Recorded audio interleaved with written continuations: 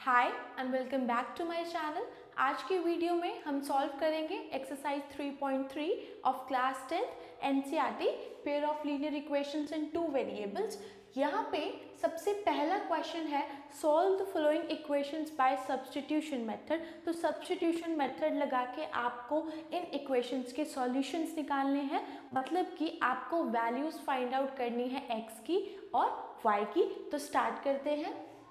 तो first question का first part है x plus y is equal to 14 and x minus में y is equal to 4। इसको हम मान लेते हैं फर्स्ट इक्वेशन और इस वाली इक्वेशन को हम मान लेते हैं सेकेंड इक्वेशन। तो बेसिकली सब्स्टिट्यूशन मेथड में आपको क्या करना है, एक इक्वेशन से किसी भी एक वेरिएबल की वैल्यू निकाल के उसको दूसरी इक्वेशन में डालना है और फिर वहाँ से उसको सॉल्व करना है। यहाँ पे दो वेरिएबल्स हैं, एक है x और एक है y। तो ये आपकी चॉइस है, आप किसी भी वेरिएबल की वैल्यू निकाल सकते हो और किसी भी इक्वेशन से निकाल सकते हो। तो यहाँ पे x plus y is equal to 14 हमने यहाँ से निकाली है x की वैल्यू, क्या हो जाएगी, x will be equal to, ये y जो है राइट हैंड साइड में जाएगा तो माइनस का बन जाएगा, x is equal to 14 minus में y। ये आ गई आपके पास x की value from the first equation. अब नेक्स्ट स्टेप, आपको इस वैल्यू को डालना है इन equation number 2। Put x in second equation, यहाँ पे डालते हैं value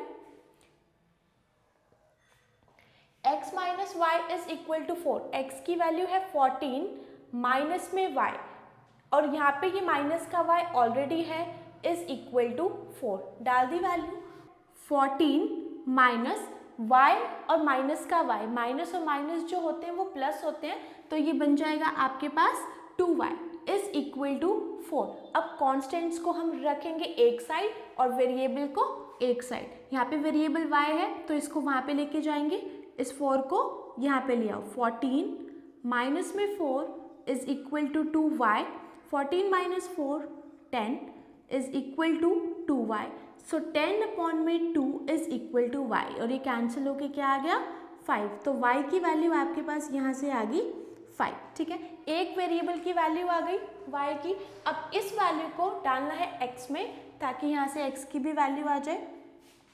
x is equal to 14 minus में y, so x will be equal to 14 minus और y की वैल्यू है 5। 14 minus of 5 it will be equal to 9। ये आ गई आपके पास x की वैल्यू।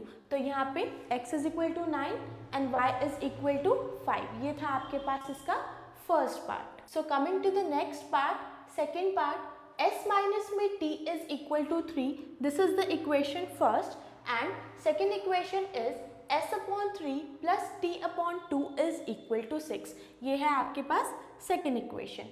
अब इस क्वेश्चन को सॉल्व करने के लिए आपके पास दो ऑप्शंस हैं। पहला ऑप्शन, या तो आप यहाँ से डायरेक्ट s या फिर t की वैल्यू निकाल के यहीं पे डाल दो, या फिर अब जो सेकेंड इक्वेशन है आप पहले इसका एलसीएम लेके इसको इस फॉर्म में भी कन्वर्ट कर सकते हो। ठीक है, तो यहाँ पे हम ले रहे हैं इसका एलसीएम। 3 और 2 का एलसीएम आ जाएगा आपके पास 6 and 6 divided bye 3 it will B 2 and 2 multiplied by s, ये हो जाएगा आपके पास 2s। प्लस में 6 divided by 2 that is 3 and 3 multiplied by t it will be equal to 3t and is equal to 6। ठीक है, अब इस 6 को राइट हैंड साइड में ले जाओ, 2s प्लस में 3t is equal to 6 multiplied by 6 और ये आ जाएगा आपके पास 36। 2s प्लस में 3t इज इक्वल टू 36, ये आ गई आपके पास सेकेंड इक्वेशन। ठीक है, तो फर्स्ट इक्वेशन ये होगी, सेकेंड इक्वेशन ये होगी। अब इसमें कौन सी इक्वेशन से वैल्यू ज़्यादा इजीली आ पाएगी, तो वो आप देख सकते हो कि दोनों जो इक्वेशंस हैं, अगर किसी भी इक्वेशन में एक वेरिएबल का कोफिशिएंट जो है वो 1 है तो आप हमेशा उससे ही वैल्यू निकालना, आपके लिए वैल्यू निकालना ईजी रहेगा। यहाँ पे देखो s माइनस में t इज इक्वल टू 3, मैं इसको हाईलाइट कर देती हूँ ताकि आप कंफ्यूज ना हो। This is first and this is second equation. तो फर्स्ट से देखो यहाँ पे दोनों का ही कोफिशिएंट 1 और -1 है, तो आप इजीली यहाँ से s की वैल्यू निकाल सकते हो from first equation. s will be equal to, ये t यहाँ पे माइनस का है, वहाँ जाएगा तो प्लस का हो जाएगा, s is equal to 3 plus t। अब हम इस वाली वैल्यू को डालेंगे सेकेंड इक्वेशन में, मतलब कि यहाँ पे पुट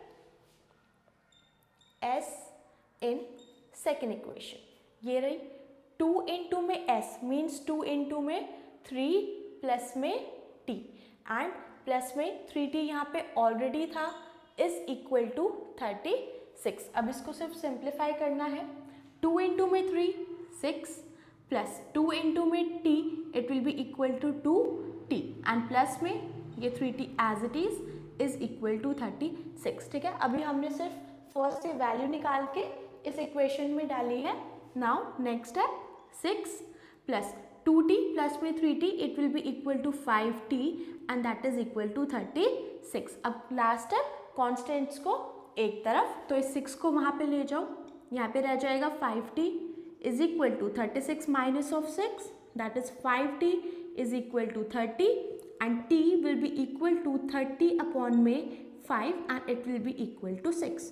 तो t की वैल्यू आपके पास आ गई यहाँ से 6। अब एक वेरिएबल की वैल्यू आ गई, जो फर्स्ट इक्वेशन से वैल्यू निकाली थी इसमें इस वैल्यू को डालेंगे ताकि हमारे पास दूसरे वेरिएबल की भी वैल्यू आ जाए। So s will be equal to 3 plus t, so s is equal to 3 plus और t की वैल्यू क्या निकाली है 6, so s is equal to 9। ये आ गई s की वैल्यू और ये आ गई t की वैल्यू। ये था आपके पास इसका सेकेंड पार्ट जिसमें फर्स्ट इक्वेशन ये थी आपके पास सेकेंड इक्वेशन। आप यहाँ से डायरेक्ट वैल्यू यहाँ पे भी डाल सकते थे, या फिर अगर आपको इसको नॉन फ्रैक्शन फॉर्म में कन्वर्ट करना था तो आप इसको ऐसे भी कर सकते हो। फिर फर्स्ट इक्वेशन से आपने यहाँ से वैल्यू निकाली s की, आपने यहाँ पे सेकेंड इक्वेशन में डाली, सिंप्लीफाई किया, एक वेरिएबल की वैल्यू आ गई। नेक्स्ट स्टेप में आपने इस वैल्यू को यहाँ पे डाला जो फर्स्ट इक्वेशन से वैल्यू निकाली हुई थी, और फिर यहाँ से आपके पास दोनों वेरिएबल्स की वैल्यू आ गई। ठीक है, so this was question number second. Coming to the next part, third part, 3x minus में y इज इक्वल टू 3, ये दी हुई है आपको first equation. Next equation 9x minus में 3y इज इक्वल टू 9, ये हो गई आपके पास सेकेंड इक्वेशन। तो वही स्टेप करना है, यहाँ से किसी भी एक वेरिएबल की वैल्यू निकालनी है। अब यहाँ पे देखो y का कोफिशिएंट जो है वो 1 है, तो हम यहाँ से इजीली y की वैल्यू निकाल सकते हैं। So 3x from first equation, 3x minus में y is equal to 3, y की वैल्यू चाहिए, ये माइनस में है, इसको दूसरी साइड में ले जाओ। सो 3x माइनस में 3 इज इक्वल टू y, ये आ गई आपके पास यहाँ से y की वैल्यू। अब इस y की वैल्यू को आपको डालना है इन equation number 2। So put the value of y in second equation, डालो इसमें वैल्यूज। 9x माइनस में 3y is equal to 9, so 9x minus में 3, y की वैल्यू क्या है 3x माइनस 3, ये यहाँ पे इसकी वैल्यू डाल दी इज इक्वल टू 9। अब सबसे पहले हमें इस ब्रैकेट को सॉल्व करना है। देखो इस ब्रैकेट के बाहर में ये नंबर दिया हुआ है, तो ये वाला जो नंबर है ये इससे भी मल्टीप्लाई होगा और फिर ये इससे भी मल्टीप्लाई होगा, और साइन का आपको ध्यान रखना है कि किस में माइनस आएगा किस में प्लस आएगा। साइन में बच्चे अक्सर गलती करते हैं। ये हो गया यहाँ पे 9x। अब देखो ये माइनस का है, आप इसको मल्टीप्लाई कर रहे हो एक प्लस से, तो माइनस और plus that is equal to minus and 3 multiplied by 3x, ये हो जाएगा आपके पास 9x के इक्वल। ठीक है, फिर माइनस के 3 को मल्टीप्लाई करना है माइनस के 3 से, तो माइनस और माइनस जो होता है वो प्लस होता है and 3 multiply 3 that is equal to 9, और राइट हैंड साइड में तो 9 है ही। ठीक है, अब यहाँ पे 9x से 9x कैंसिल हो गया, 9x में से 9x जाएगा 0 ही आएगा। अब यहाँ पे क्या बच गया, लेफ्ट हैंड साइड में 9 और राइट हैंड साइड में भी क्या बच गया 9, किसी भी वेरिएबल की वैल्यू नहीं आई यहाँ से। तो इस केस में जो होता है that is infinite number of solutions. ये रिलेशन जो है ये x की हर एक वैल्यू के लिए ट्रू होगा। आप यहाँ पे x की वैल्यू कुछ भी डाल के देख सकते हो, ये वाला जो रिलेशन है। सो इनफाइनाइट नंबर ऑफ सॉल्यूशन, और आप इसमें डाल के भी देख सकते हो y is equal to 3x minus में 3, x इज इक्वल टू 1 डाल के देख लो यहाँ पे, y is equal to 3 into में 1 माइनस में 3, तो 3 into 1 3, 3 minus 3 that is equal to 0। तो यहाँ से आपके पास एक सॉल्यूशन आ जाएगा, x is equal to 1 and y is equal to 0। इस तरीके से आप इसके बहुत सारे सॉल्यूशंस निकाल सकते हो। अगर आपको इसका एक और सॉल्यूशन चाहिए तो आप यहाँ पे x की वैल्यू को 2 भी डाल सकते हो। y is equal to 3 into में 2 minus 3, 3 two 6 minus 3 that is equal to 3। तो दूसरा सॉल्यूशन जो आएगा x is equal to 2 and y is equal to 3। तो इस तरीके से आप x की कोई भी वैल्यू डाल के बहुत सारे सॉल्यूशंस निकाल सकते हो। तो ये था आपके पास थर्ड पार्ट, जो कि थोड़ा सा डिफरेंट पार्ट था। इसमें 2 इक्वेशंस दे रखी थी। फर्स्ट इक्वेशन से आपने वैल्यू निकाल ली, फिर जो वैल्यू निकाली उसको सेकंड इक्वेशन में डालने पे लेफ्ट हैंड साइड और राइट हैंड साइड जो है वो इक्वल आई है, मतलब कि वेरिएबल्स जो है वो कैंसिल हो गए, किसी भी वेरिएबल की वैल्यू नहीं आई। तो उस केस में आपके पास जो सॉल्यूशंस होते हैं वो इनफाइनाइट नंबर ऑफ सॉल्यूशंस होते हैं, मतलब जो ये रिलेशन है ये x की हर एक वैल्यू के लिए ट्रू होगा। ठीक है, तो यहाँ पे आप कुछ भी वैल्यू डाल के देख सकते हो। अगर आपको सॉल्यूशन देना है तो y is equal to 3x minus में 3, x इज इक्वल टू 1 डाला तो y की वैल्यू 0 आ गई, तो एक सॉल्यूशन आ गया इसका ये। एक और सॉल्यूशन चाहिए तो x की वैल्यू को 2 डाल लो, मतलब आप इसमें बहुत सारी वैल्यूज डाल सकते हो। ये था आपके पास इसका third part. So coming to the next part, that is fourth part, 0.2x plus 0.3y is equal to 1.3। ये दी हुई है आपको फर्स्ट इक्वेशन। नेक्स्ट इक्वेशन है 0.4x plus 0.5y is equal to 2.3। This is your equation number 2। ठीक है, तो point में है क्वेश्चन, कोई बात नहीं, इजी ही है। यहाँ से फर्स्ट इक्वेशन से हम वैल्यू निकालेंगे। 0.2x प्लस में 0.3y इज इक्वल टू 1.3। हम यहाँ से निकालेंगे y की वैल्यू, आप x y किसी की भी निकाल सकते हो। तो y वाली टर्म को हम रखेंगे यहीं पे, 0.3y इज इक्वल टू ये x वाली टर्म जब राइट हैंड साइड में जाएगी तो माइनस की बन जाएगी, तो ये आ जाएगा 1.3 एंड माइनस में 0.2x। अब यहाँ पे देखो y की वैल्यू चाहिए, लेकिन y के साथ में 0.3 भी है, तो इसको भी लेके आएंगे राइट हैंड साइड में, और ये मल्टीप्लिकेशन में है तो वहाँ जाएगा तो डिवाइड हो जाएगा। y is equal to 1.3 minus में 0.2x अपॉन में 0.3। ये आ गई आपके पास वैल्यू y की। ठीक है, अब क्या करना है, इस वाली y की वैल्यू को डालेंगे सेकेंड इक्वेशन में, ताकि वहाँ से हम एक वेरिएबल की वैल्यू निकाल सके। So put in second equation 0.4x plus में 0.5y, y का मतलब ये वाली वैल्यू 1.3 माइनस 0.2x अपॉन में 0.3, ये आ गया और is equal to 2.3।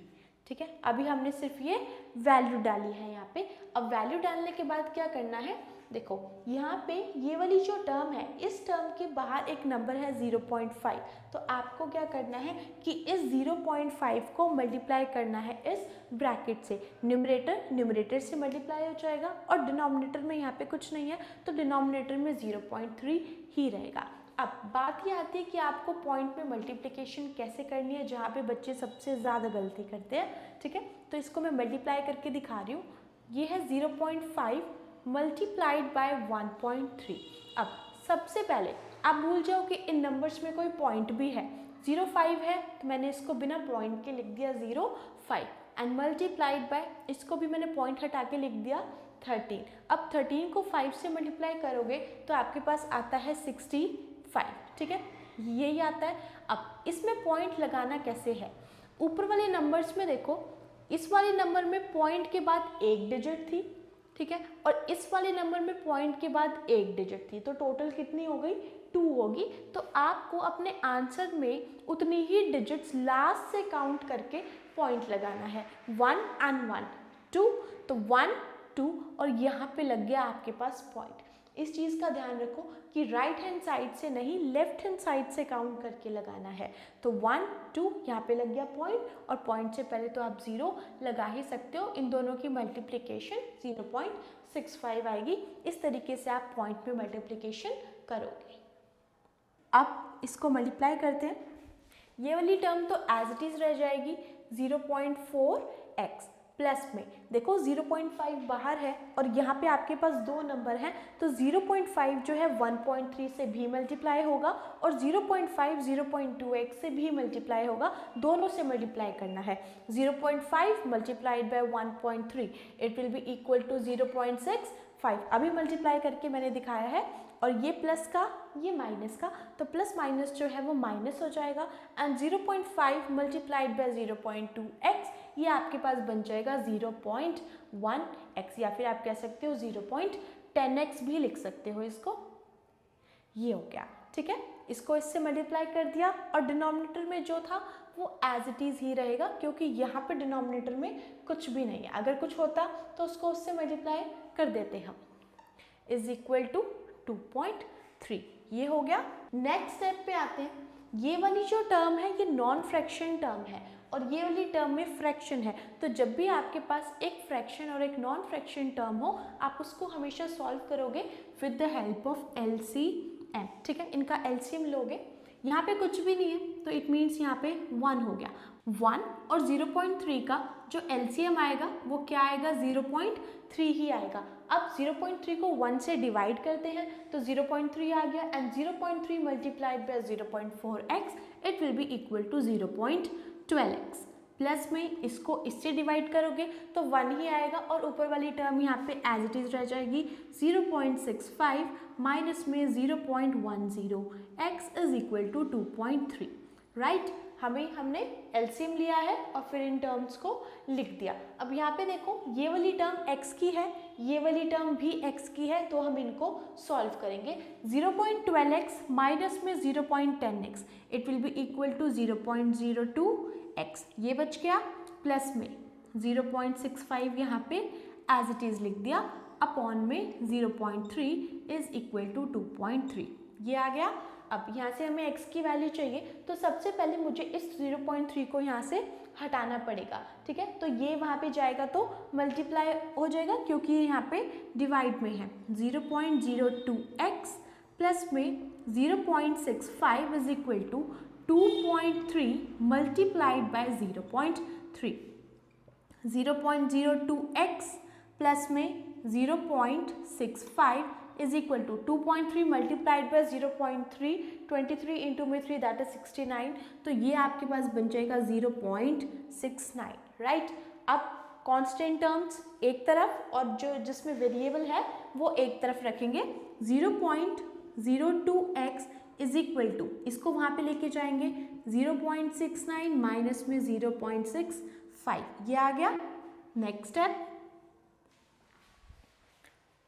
0.02x will be equal to 0.69 में से 0.65 जाएगा तो आपके पास बच जाएगा 0.04। So x will be equal to 0.04 divided by ये 0.02 जो है इसके डिवाइड में आएगा 0.02 और ये कैंसिल होके क्या बच जाएगा यहाँ पे 2। तो यहाँ से आपके पास x की वैल्यू आ गई 2।